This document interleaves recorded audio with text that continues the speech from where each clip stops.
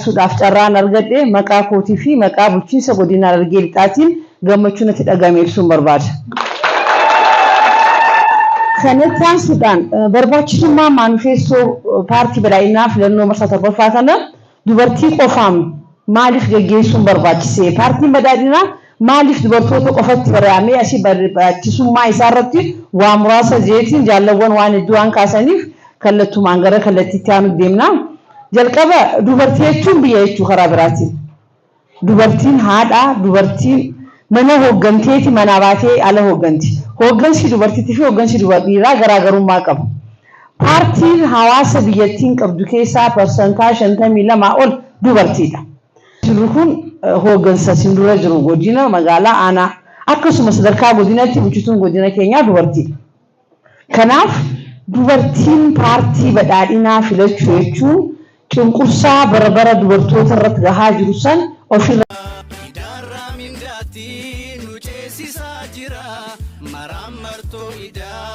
Inasa jibba kulasu bacana la bersisa tadabarsa anggo bacana agarsiisa hayyuyyoo dubbatu kuwwanni caqasa hayyuyyoo dubbatu kuwwanni caqasa angoo waliif kennee taa'ee waliif isaa oromootu qaba seenaa calaqqisaa alamgee wal bulcha dhiibbaarraa bilisa angoo waliif kennee taa'ee waliif isaa angoo waliif kennee taa'ee waliif isaa Oromoo qulqulluun saba fayyaalessaa kanaaf yoo abaare hundeedhaan buqqisaa jaalalaaf tokkummaan gadaa isaa tiksaa jaalalaaf tokkummaan gadaa isaa tiksaa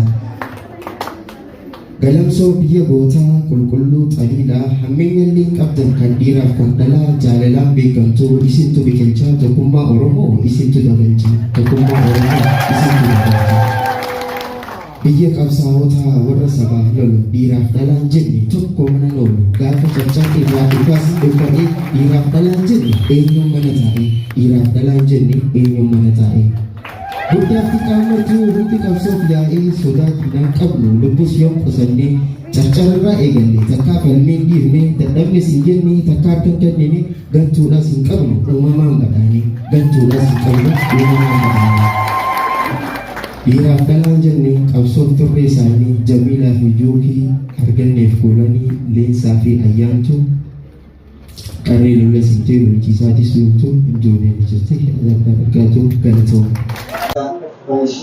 Maqaan koo Hangaatu Abbaas naan jedhani geen koo itti gaafatamtuu gurmuu dubartii.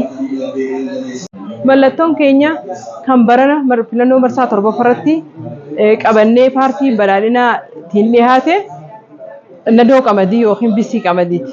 Bisiin qamadii mallattoon ishii tokkummaa keenya kan ibsitu, ida'amuu keenya kan ibsituu fi tumsoonoo keenyaa kan ibsitu. Gaafa jennu qamadiin ol keessa biyyaa keessatti gaheen inni qabu olaanaa kan ture ta'uu isaati. Kana gaafa jennu qabxiilee takka lamaan kaa'uu ni danda'ama. Mallattoo keenya nadoo gaafa godhannu birbidummaa keenya kan ittiin beekamu hariiroo biyya alaatii fi beekamtii biyyi tun qabdu kan ittiin dhufoomsine kadharraa oomishurraa gara ergitti gaafa jennu kana qabanneeti jechuudha kan nadoo qaban.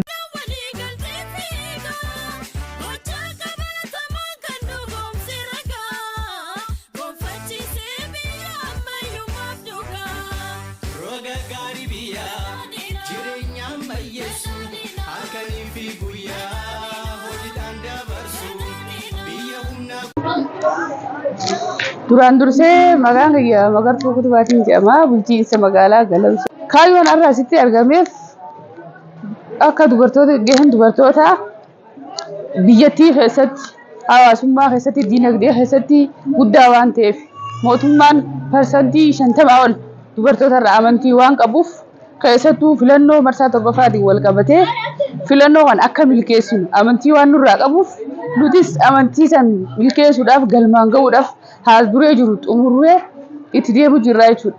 Saniif filannoo bara 2018 marsaa torbaffaa ni milkeessinaa.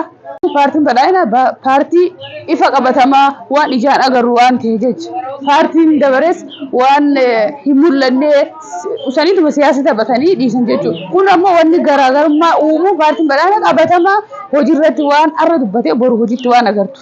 Saniifuu paartii dhaloota ida'amuutiin daandii badhaadhinaatiin waan hedduudhaan makakame waan ta'e jecha paartii badhaadhinaa ni filannaa ni filadhaa ni filachiisa.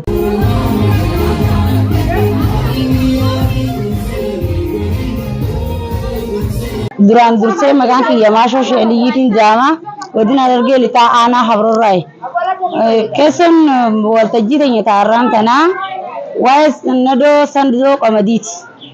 Paartiin badhaadhinaa paartii ijoo paartii kabajamtuu waan taateef dubartoonni guyyaa irraa kana godhafu hedduu takkanatti tola hedduu takkan galatoonfadhalleedha jechuudha. Kaayyoon paartii badhaadhinaa ammallee abdii hin kutannu dubartoonni ijoo paartii badhaadhinaati. Kaayyoo galmaan geessi jennee abdiillee hin kutannu arrallee ta'e borullee ta'e hin kutannu jenneetiin simaddaa jechuu barbaadee paartii badhaadhinaa. Filannoo tana milkeessuuf aarsaa qixa lubbuu itti kafallu takka. Dubartoota jechuun mana hojjetti, ala hojjetti, biyya ijaarti, biyyaaf utubaadha. Arrallee ta'e borullee ta'e dubartoonni biyyaaf utubaadha. Kaayyoo galmaan geessi utubaa biyyaati. Arra dubartiin akkatti paartii badhaadhinaatiin ijoo taatee duratti baatee konferensii irraa sana gaggeessinu waan baay'ee biyya ceesisu.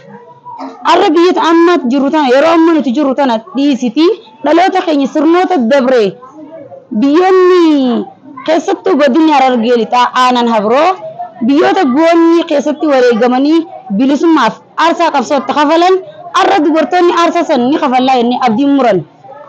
Ammallee taanan borullee taanan dubartoonni if duuba hin deebinu jeetiin simaddaa waan na dhaggeeffattaniif galatooma.